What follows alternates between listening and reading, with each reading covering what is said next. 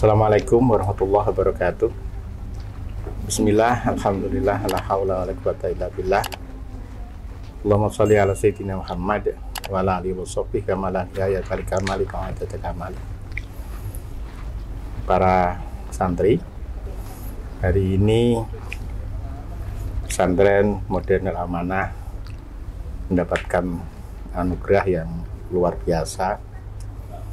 Mengawali tahun ajaran baru seperti biasa, kita berkumpul di pendopo semua tenaga pendidik dan ngerauhkan orang-orang yang kita anggap memiliki kemampuan untuk menginspirasi. Dan alhamdulillah di pagi hari ini datang beliau, orang yang sangat kita muliakan, Bapak Dahlan Iskan, dan kami bersyukur pada Allah, alhamdulillahirrahmanirrahim, panitia yang bekerja keras untuk menemui beliau berkenan, dan beliau berkenan rawuh pada pagi hari ini. Baik, kita sapa beliau. Assalamualaikum. Waalaikumsalam warahmatullahi wabarakatuh. Pak Dahlan, podcast kita ini pembacanya yang melihat itu santri dan wali santri. Oleh karena itu pertanyaan-pertanyaan kita berkisar tentang pendidikan dan orang tua. Ada 3 pertanyaan karena saya paham Pak Dahlan dan waktunya sangat pendek.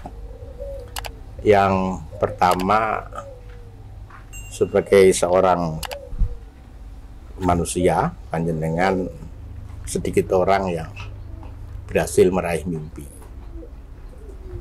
Dan yang kedua, mimpi itu diraih dengan proses yang sangat panjang. Pertanyaan pertama, siapa yang menginspirasi sehingga panjenengan bersabar dengan proses itu? Karena banyak orang yang berproses tapi tidak bersabar, akhirnya tidak sampai kepada tujuan. Yai, saya kagum dengan Yai Nurholis ini yang mendirikan pesantren Al-Amanah di dekat Krian ini, dan saya tadi bertemu dengan para guru, berbicara dengan mereka, para ustadz dan ustadzah. Luar biasa Yai, selamat bisa mengembangkan pesantren menjadi begini besarnya. Ini luas sekali dan sangat berkarakter Al-Amanah ini. Saya lihat ini saya berada di komplek Wali Songo. Di sini ada bangunan-bangunan etnik Jawa yang masing-masing punya nama bangunan, ini diberi nama wali. Dan Yai tentu yang menginspirasi saya nomor 1 adalah bapak saya. Dan kelihatannya semua orang terinspirasi oleh orang tua masing-masing atau ayah masing-masing. Karena itu para ayah harus hati-hati di depan anaknya karena semua anak terinspirasi kepada ayahnya.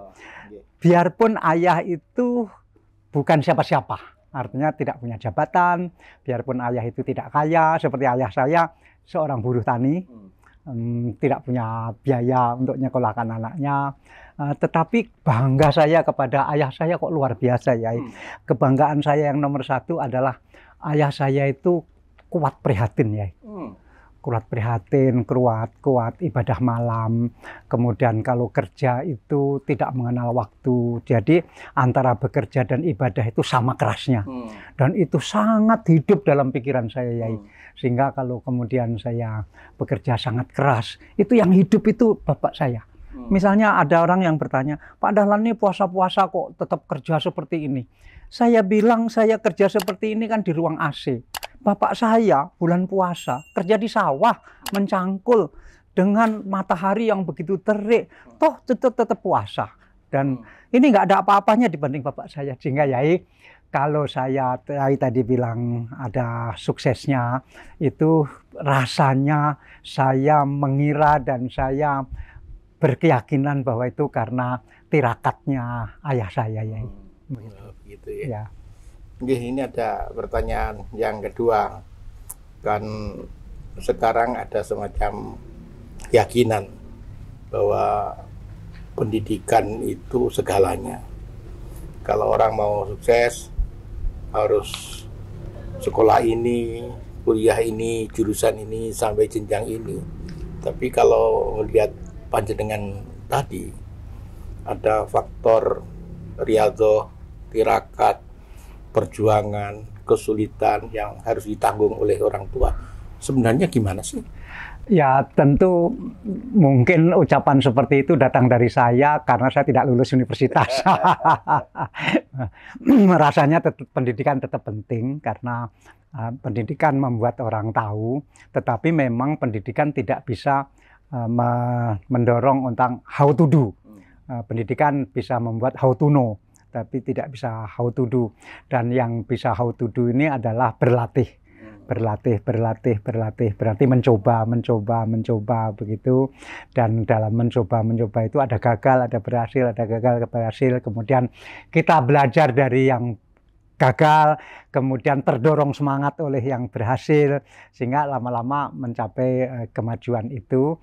Tetapi memang rasanya tetap kita berhasil juga di tangan Tuhan, di tangan Allah SWT. Tetapi saya sendiri berkeyakinan, aduh, bapak saya sangat kuat tirakatnya untuk saya dan anak-anaknya, sehingga aduh sayangnya ketika saya sudah jadi orang, ayah saya tidak melihat. Tapi ya sudahlah, memang ya beliau mudah-mudahan itu membuat ayah saya ikhlas sesungguhnya ketika melakukan sesuatu dulu, bukan melakukan sesuatu supaya anaknya hebat atau anaknya berhasil, tapi betul-betul ya memang ayah seperti itulah yang ikhlas. Saya belajar ikhlas dari ayah saya ya. Dan ikhlas menurut ayah saya memang harus dilatih. Jadi ikhlas itu harus terus dilatih karena suatu saat kita juga akan kehilangan sesuatu yang termahal, yaitu nyawa. Kalau tidak ikhlas, kalau tidak latihan ikhlas, nanti ketika sakaratul maut pun nanti ada halangan karena tidak biasa ikhlas. Jadi kalau ikhlas itu sudah dilatih, kehilangan apapun ikhlas, nanti suatu saat kalau sakaratul maut mudah-mudahan juga bisa seikhlas itu. Luar biasa. Ya. Ini pertanyaan terakhir. Karena kasihan beliau, kita lama-lama dan durasi kita tidak panjang. Para santri, wali santri, pertanyaan terakhir. Kita sebagai sebuah lembaga pendidikan, sebagai sebuah pesantren, tentu pengen memberikan layanan yang maksimal kepada masyarakat untuk bisa mewujudkan impian masyarakat, untuk bisa mengantarkan anak-anak ini menjadi pribadi yang berkarakter sekaligus mampu beradaptasi dengan perkembangan zaman. Kira-kira potret pendidikan ke depan seperti apa? Tadi sudah sekilas di seminar sudah sampaikan, tapi saya ingin lebih spesifik, kira-kira pendidikan yang dibutuhkan ke depan itu seperti apa? Memang sekarang memang sekarang ini Yai Nurholis juga tahu bahwa sekarang ini mulai ada semacam dibicarakan orang bahwa ke depan itu tidak penting pertanyaan lulusan mana, tetapi pertanyaan yang terpenting adalah bisa apa. Jadi kalau orang mau melamar kerja, itu kelak yang ditanyakan bukan lagi lulusan apa dan lulusan mana, tapi yang ditanyakan hanya satu, yaitu bisa apa. Nah tentu bisa apa ini bisa juga dididik, bisa juga dilatih, bisa juga dicoba. Dari percobaan, latihan-latihan, kemudian bisa apa. Nah, saya percaya bahwa pesantren Al-Amanah yang di dekat Krian ini dengan Yai Nurholis yang menjadi pembimbingnya di sini, saya percaya bisa terus menyesuaikan diri dengan zaman. Karena memang zaman terus berubah. Ini aja dari segi fisik saja saya lihat sangat adaptif dengan alam. Berarti semuanya sesuai dengan alam, dan kelak orang pinter itu banyak, kelak orang yang terdidik itu banyak, tetapi yang terdidik sekaligus punya karakter itu yang diperlukan ya. Dan di sini akademik penting, karakter juga penting, sehingga orang tua merasa aman, orang tua merasa nyaman menyekolahkan anaknya di Al-Amanah, karena di samping anaknya nanti pinter, juga anaknya berkarakter. Itu yang saya salut dengan Yai Nurholis yang membawa misi itu, sehingga dengan dua itu maka akan selalu relevan di masa depan nanti. Ya, terima kasih Yai. Terima kasih. Kalau Santi, Wali Santi, pemirsa, kita ingin berbincang panjang dan lebar, tapi pasti beliau punya agenda yang lain. Dari perbincangan singkat tadi, banyak hal yang bisa kita petik. Yang pertama, figur orang tua. Bagi beliau luar biasa.